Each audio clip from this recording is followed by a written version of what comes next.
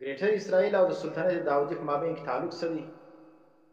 نو چونکې یهودیان چې کوم دي هغه خپل ځانونه جانشینان د چا بولي؟ د حضرت داود علیه السلام او د سلیمان علیه السلام او دا رقم د حضرت موسی علیه السلام داود علیه السلام په زمانه کې یهودیان لره یا قوم د بني اسرائیل لره ډېر فتوحات حاصل شوي وو، ډېره دنیا دوی په قبضه کې وله. نو په هغه وخت کې دا ټول فلسطین باندې سلطنت داودي د داود علیه السلام حکمراني او بادشاهي وله او دا خلافت قائم ولو. نو داود علیه السلام چې کوم دی د قوم بني اسرائیل دا د چی ښکارو؟ د عصبیت ښکارو.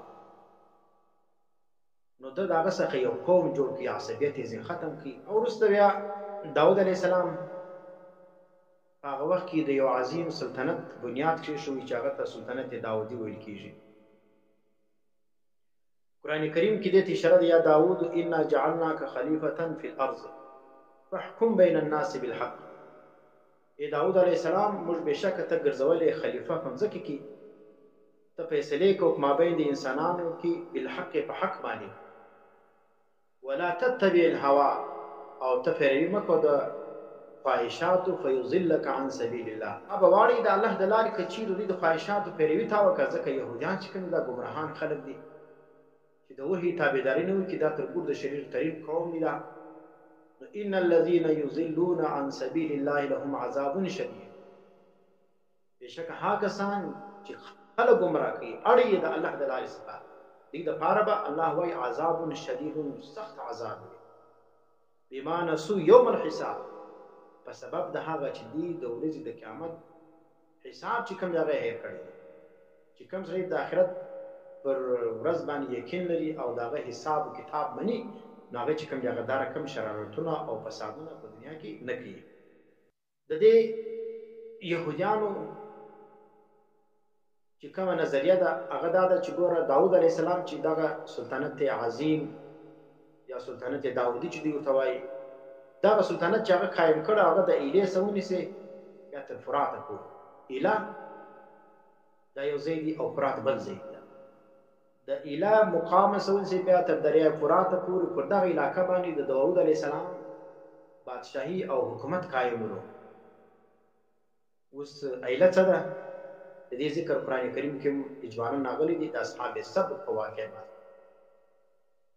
هغه ته اشاره کوي: واسألهم عن القرية التي كانت حاضرة البحر إذ يعدون في السبت إذ تأتيهم حيتانهم يوم سبتهم شرعا.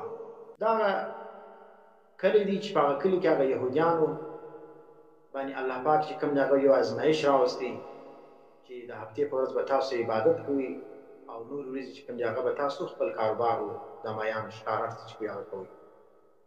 نو دی چې کوم هغه بیا الله پاک دا امتحان وکړي د هفتې په ورځ باندې پر دوی باندې د مایانو ډېر رش شروع او په دا نور ورځو کې به شی نه و. نو دوی بیا هیلې جوړې کړې، هغه مایان چې کوم هغه په مختلفو هیلو باندې ښکارول. ګوره نو څه به یې وکړل، دا غټ سمندر څه به هغه نالۍ راوستله، بیا به دلته تالاب ورته جوړ کړي، بیا یې په هغه ورځ باندې هغه مایان به رالو، هلته به خوله بنده کړله، بیا به خپل اودسونه لمونځونه کول. داسې بزرګان نو چې خوله دې بنده کړه خو دا ښکار شول، خو دغه چمونه دوی کول. الله وایي دا موږ د دې لپاره کذلک نبلوهم بما کانوا یفسقون، چې دوی پیس کوي الله ما دوی وازمول. نو خلاصه یې دا شول د ایله څه ونیسئ تر فراته پورې. ایله چې کوم ده دا د اردن په مغرب کې، دا د بني اسرائیل یو مشهوره ښار دی، تاریخي ښار دی. پر دغه مقام باندې د ایله پر مقام باندې چې څه وخت د الله نافرماني وکړې، الله پاک چې کوم دی هغه دې شکلونه چې بدل کړو، بیزوګیان یې جوړ کړو. وجعلهم منهم القردة والخنازیر. وینې دا بیزوګیان چې جوړ کړو هغه دغه ایله مقام باندې چې کوم هغه دا واقع پېښ شوی وه. او نن سبا چې کوم هغه دې ځای ته ایلات ویل کېږي. دا ایله مقام ته بعضې تبریه هم ویل کېږي او بعضې مدین ورته وایي او بعضې ایلیا ورته وایي. دا ګډ نومونه چې کوم هغه د ایله مقام د چې شروع تبریه هم ورته ویل کېږي، مدین هم ورته ویل کېږي او ایلیا مقام ورته. دا ګډ د یوه ځای دا مختلف نومونه دي. نو د دغه ایله مقام څه ونیسئ چې په اردن کې دي بیا تر دریای فرات پورې په دې مابین کې چې کومه علاقې راځي لکه مصر سلو، شام سلو، عراق سلو او دا رقم د سعودي د مدینې شریفې حصه سوله، دغه ګرد علاقې چې کوم دي لبنان سلو او اردن سلو، دا ګرد علاقې چې کوي دا په دې باندې داود علیه السلام سلطنت او حکومت او بادشاهي او خلافت قایمولو. نو دوی موږ د هغه جانشین یو، نو ځکه دغه علاقه چې کوم دا زموږ د پلارو د نیکو ده دا فلسطین علاقه، نو موږ چې کوم دی هغه به دا قبضه کوو برته، او هغه رقم چې لکه څنګه چې داود علیه السلام یو ریاست یو حکومت قایم کړی و، عظیم حکومت و، موږ چې کوم دی هغه به هم په دې ځای باندې یو غټ حکومت چې کوم دی هغه قایم و. نو دا ته ګریټر اسرائیل ویل کېږي.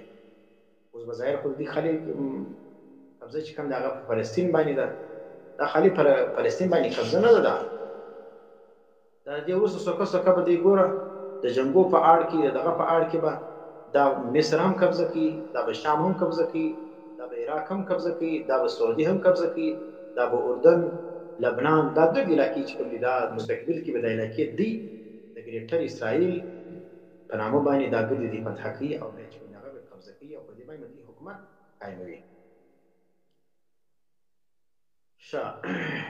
نو دغه فرات چې کوم دی دا د ایله سمج د تر فراته پورې فرات کوم ځای دی؟ فرات چې کوم دا په عراق کې چې کوم دریاب دی دا هغه ته ویل کېږي. په دې په عراق کې چې کوم دریاب دی دا د چیف کې فرات ویل کېږي، دې دریاب ته علقمه هم ویل کېږي. دا فرات دریاب چې کوم دی دا د ترک د مشرق څخه بیا په شام کې، بیا په اردن کې، بیا په کویت کې، بیا په دغه کې چې کوم دی په عراق کې چې کوم دی هغه بیا تېرېږي. ګوره د ترکیې سره ووتې په دا ټولو ممالک کې چې کوم دی هغه د دې هغه شاخونه چې کوم دی لاره چې کوم دی هغه یې وتلې ده. د دې دریاب فرات لمبایي چې کوم دی تقریبا 2800 کیلومتر ده او کردي ژبه کې د فرات ته الریحات ویل کېږي. الریحات، فر معنا پراخ او ریحات معنا بهېدونکې اوبه. نو دغه چې کوم دی دریاب فرات چې کوم دی دا د دې اوبه وایي بهېږي، نو ځکه دې ته په کردي ژبه کې الریحات ویل کېږي. دریاب فرات کې د بل دریاب اوبه چې کوم دی هغه نه ولیږي، او دریاب فرات چې کوم دی هغه خپله په شمال کې چې کوم دی هغه بیا د بصرې پر مقام باندې په دجله کې دی ګډېږي. د دریاب فرات اوبه خپله په بصره کې په دریا دجله کې بیا ولیږي بیا، او دجله او فرات چې کوم دا بیا دواړه په خلیج فارس کې چې کوم دی هغه بیا ویل کېږي. او دا فرات چې کوم دی د دې ذکر په حدیثو کې هم راغلی دی. نبی علیہ السلام فرمایي چې د سولې یو غر چې کوم دی هغه به د فرات د دریاب سره ووځي، نو په هغه وخت کې چې څوک موجوده وي نو هغه د دې سولې څخه څه شی نه اخلي. یوشک الفرات ان یحسر عن جبل من ذهب فمن حضره فلا یأخذ منه شیئا. نبی علیہ السلام څه فرمایي؟ دا پیشنګویي کړې ده چې د دریاب فرات څخه به د سونې غر راوځي او د دې سونې باندې به ډېر جنګ کېږي، نو که څوک په دې وخت کې موجود ولو هغه د دې څخه یو څه شی هم نه اخلي. نو دا سلطنت داود چې کوم دی دا داود علیه السلام حکومت دا د عراق، شام، مخکې مې اشاره وکړه، اردن، مصر او تر فراته پورې دغه علاقې چې کوم دی د هغه تر حکومت لاندې ولې دغه حکومت په دې باندې قایم و. او د داود علیه السلام د حکومت دارالخلافه چې کومه په هغه وخت کې یروشلم بولو. دغه یروشلم ته چې کوم دی دا یهودیان وایي دا د داود علیه السلام ښار دی، شهر داود ورته وایي.